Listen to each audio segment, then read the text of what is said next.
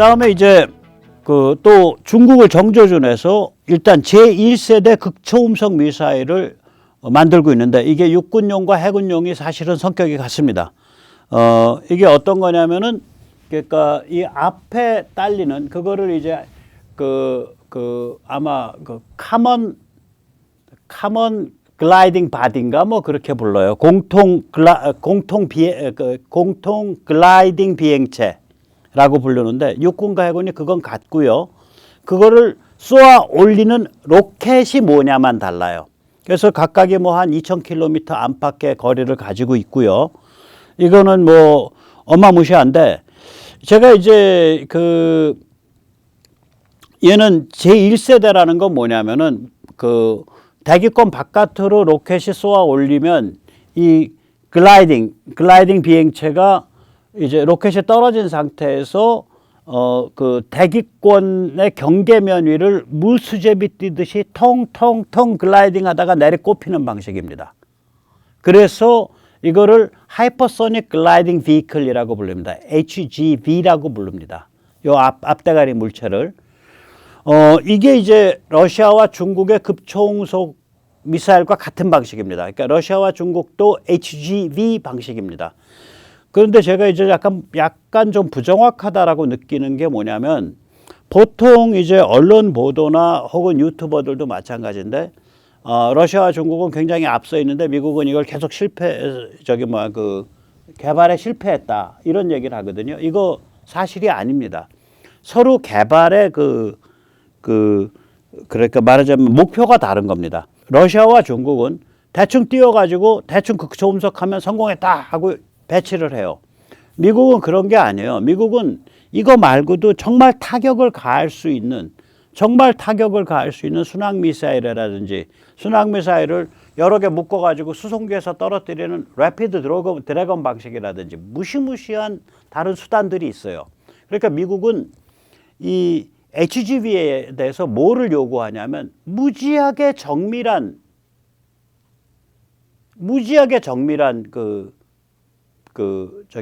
타겟팅 능력을 요구해요. 이 러시아나 중국 거는요 대충 쏴갖고 대충 비슷한데 그냥 떨어져요. 이게 왜 그러냐면 HGV는요 이 탄도로 올라갔다가 지상으로 내리꼽히는데 이 속도가 너무 높아서 이 플라즈마가 형성이 돼요. 공기 저항에 의해서 감속되기 전까지는.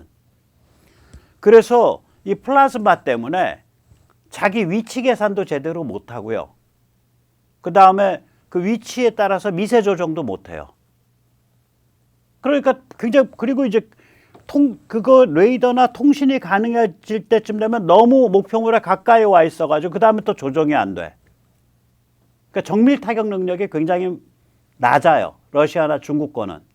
근데 미국은 지금 정밀 타격 능력이 어느 정도의 정확성을 가졌다라고 얘기를 안 하고 있는데 제가 보면 수십 메타 CEP 그러니까 원형 오차 수십 메타 이내일 겁니다. 굉장히 높을 겁니다.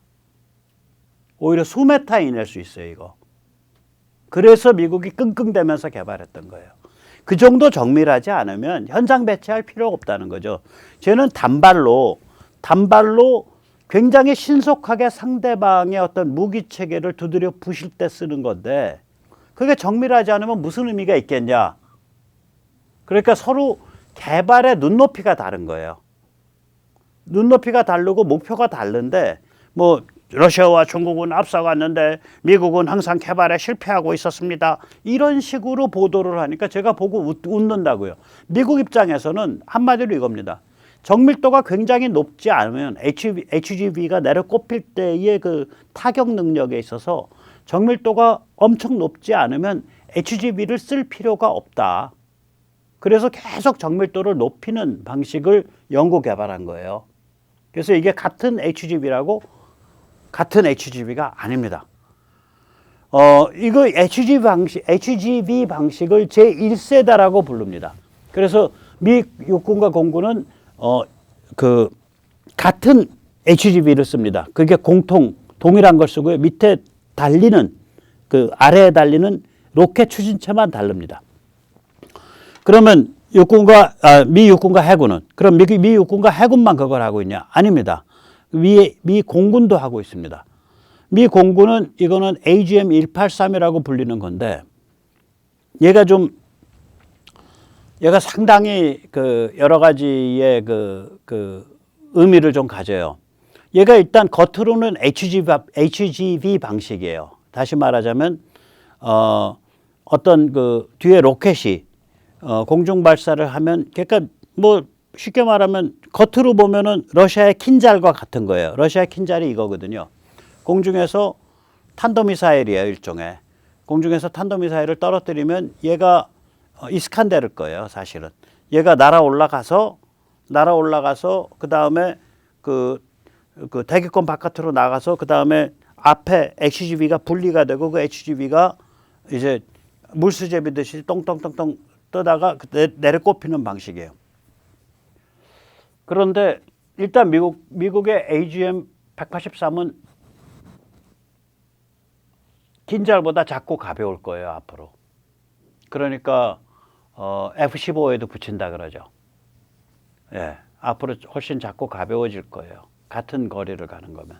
그 다음에 두 번째는 뭔가 지금 미국은 이걸 HGV라고 계속 발표하고 있는데 뭔가 이게 다른 노림수가 있어요. 뭔가 다른 노림수가 있어요. 그래서 나중에 이게 지금 미국이 따로 개발하고 있는 호크랑 연결될 거예요.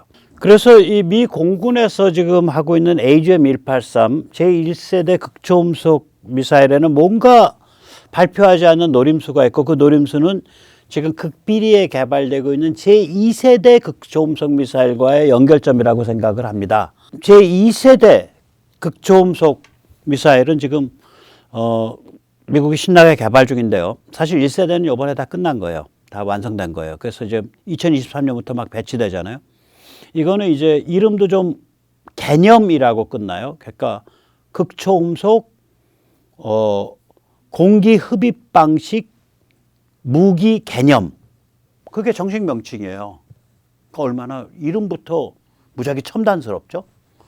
얘는 겉으로 보면은 그 공중발사 제1세대 극초음속 미사일 아까 AGM-183이랑 비슷하게 보여요.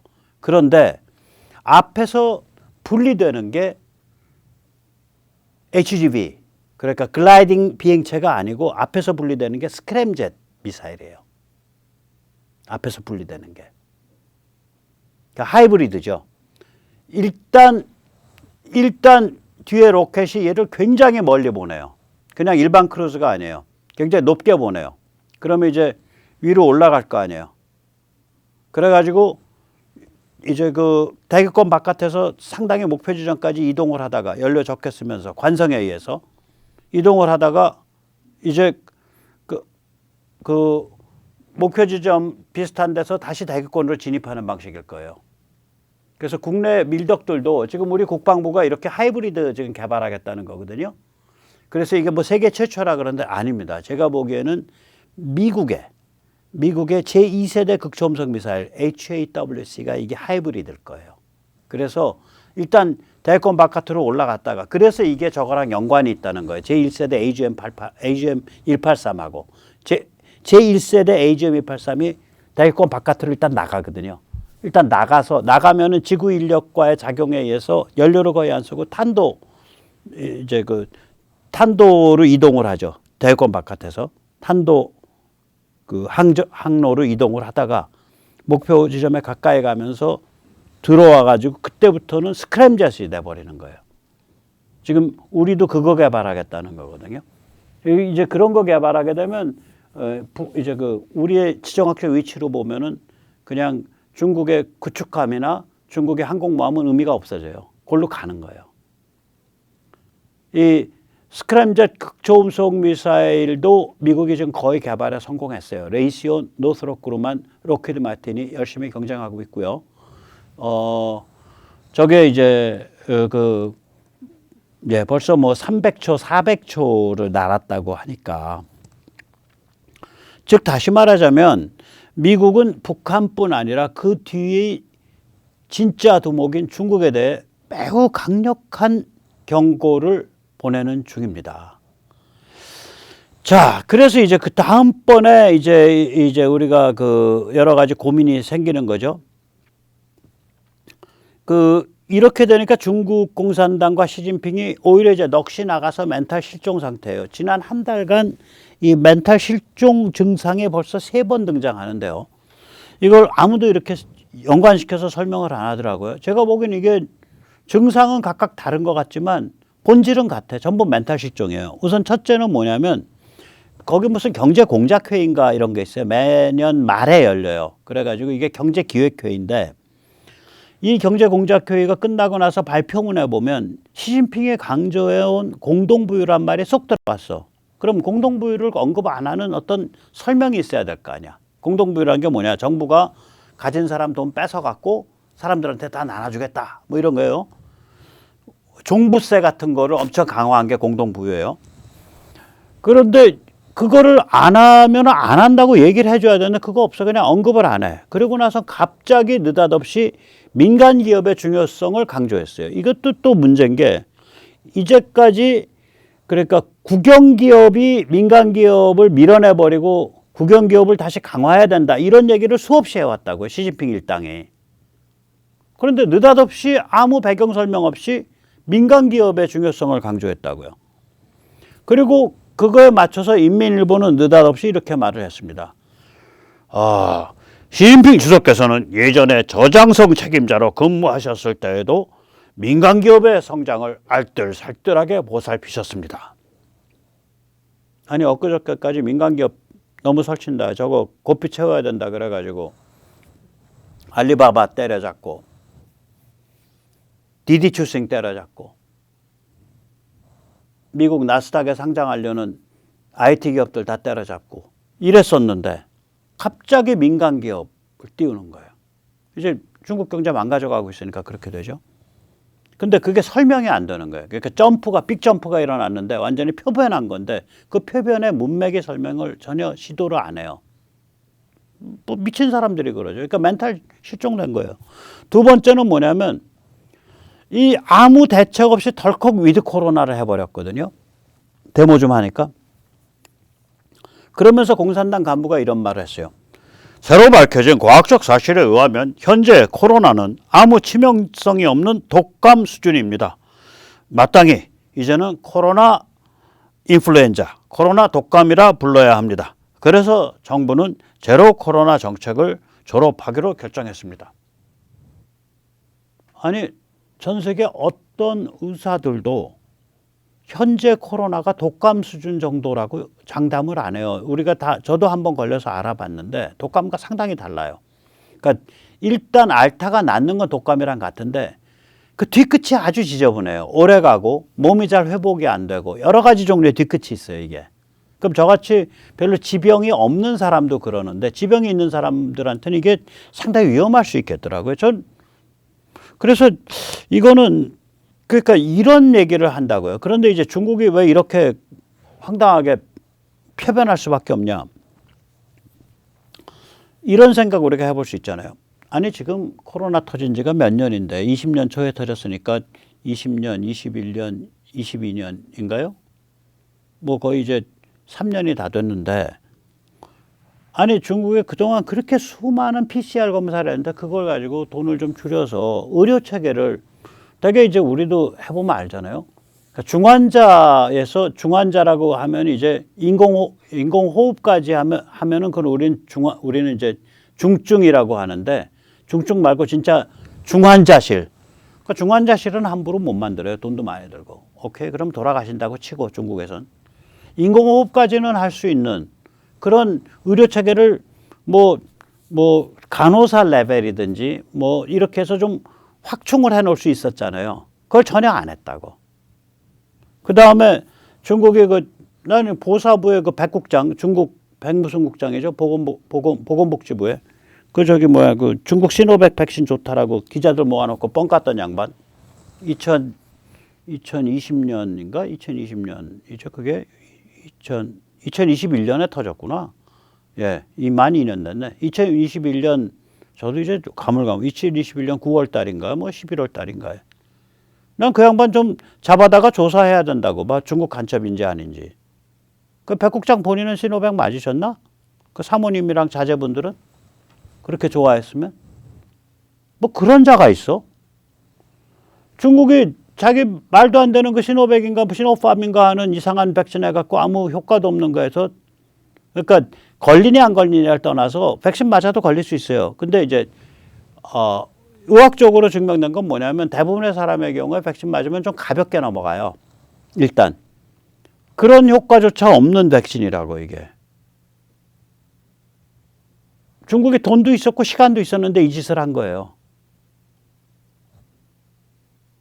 그러면 우리가 여기서 뭘 생각할 수 있냐면 어떻게 생겨먹은 체제길래 만 2년 동안 의료체계도 안 갖추고 백신도 제대로 안 맞춘 상태에서 결국 떠물려 갖고 느닷없이 그냥 다 풀어놓냐. 이 체제 좀 문제 있다. 이 체제의 본질이 뭐냐면요. 위에서 시진핑이나 그 일당들이 우리는 위대한 중국 특색 사회주의야. 우린 제로 코로나야. 검사를 계속 해가지고 계속 격리해 나가면서 하면은 우리가 컨트롤할 수 있어.